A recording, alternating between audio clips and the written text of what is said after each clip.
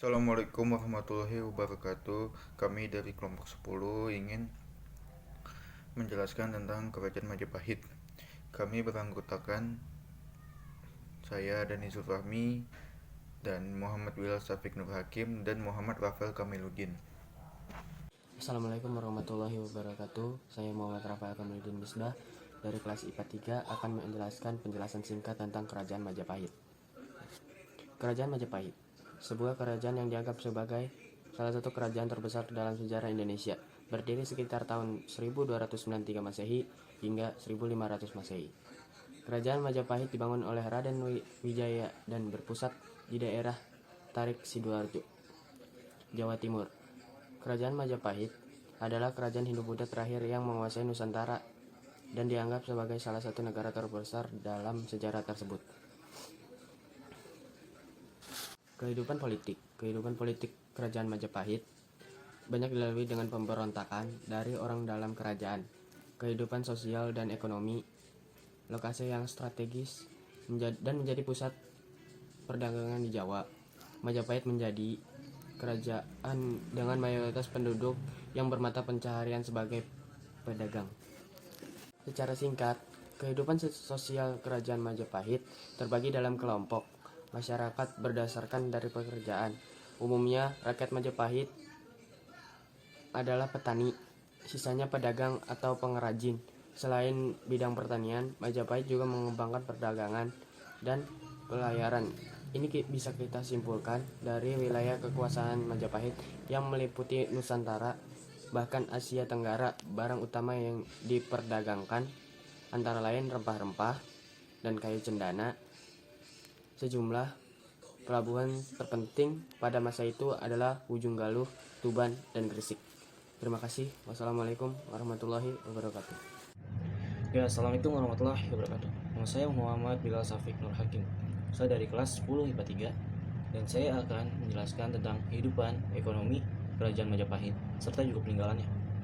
Yaitu yang pertama ada kehidupan ekonomi Kerajaan Majapahit. Lokasi yang strategis dan menjadi pusat perdagangan di Jawa, Majapahit menjadi kerajaan dengan mayoritas penduduk bermata pencarian sebagai pedagang.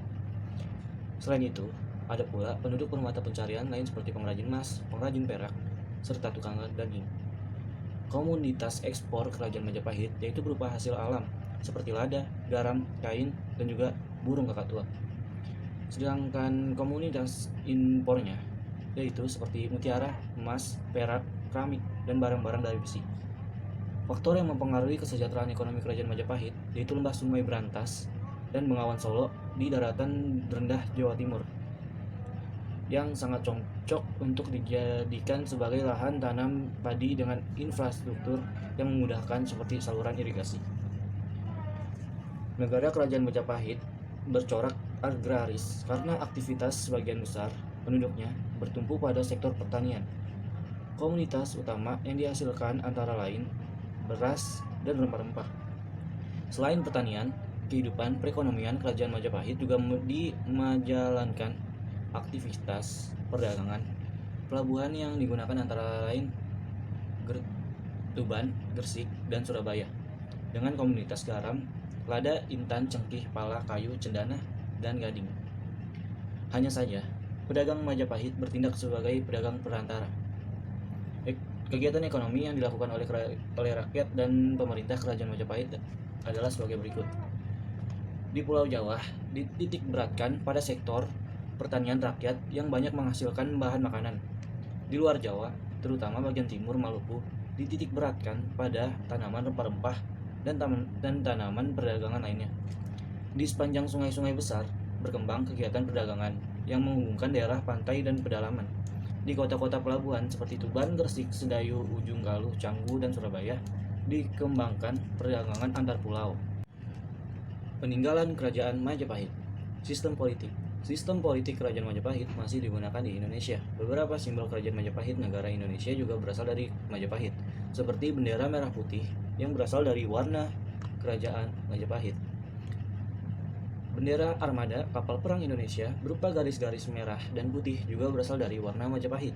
Selain itu, semboyan Indonesia, Bhinneka Tunggal Ika, yang berarti berbeda-beda tetap satu jua, merupakan slogan yang diambil dari kitab Kakawin Sutasoma karangan Empu Tantular.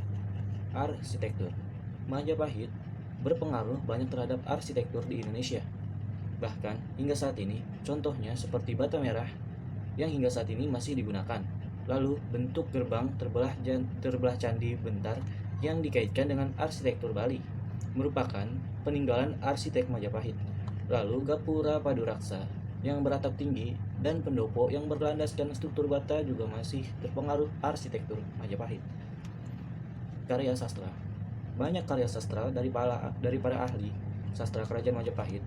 Selain itu, prasasti yang banyak ditemukan dan juga kitab karangan para ahli sastra sudah cukup menggambarkan perkembangan karya sastra saat masa pemerintahan Majapahit. Kitab Negara Kartagama karangan Empu Prapanca isinya tentang keadaan kota Majapahit, daerah-daerah jajahan, dan perjalanan Hayam Wuruk keliling ke daerah-daerah. Kitab Sutasoma karangan Empu Tantular. Di dalam kitab ini terdapat ungkapan yang berbunyi Bhinneka Tunggal Ika Tanhana Dharma Mangrawa yang kemudian dipakai sebagai moto negara kita. Kitab Arjuna Wijaya karangan Empu Tantular isinya tentang raksasa yang dikalahkan oleh Arjuna Sarsabahu. Kitab Kunjara Karna tidak diketahui pengarangnya. Candi. Banyak candi peninggalan Majapahit seperti Candi Panataran di Blitar, Candi Brahu, Candi Bentar, Waringin Lawang, Candi Bajang Ratu, Candi Tikus, candi bangunan-bangunan kuno lainnya seperti Segaran dan makam Troyolo di Trowulan. Demikianlah ulasan dari saya. Kurang lebihnya mohon maaf. Wassalamualaikum warahmatullahi wabarakatuh. Kekuasaan Majapahit mengalami kemunduran setelah Hayam Wuruk wafat pada tahun 1389. Dalam buku Sejarah Indonesia Masa Hindu-Buddha pada tahun 2013, karya Suwardono, tradisi Jawa menyebutkan bahwa Majapahit telah runtuh pada tahun 1400 Saka atau 1478 Masehi.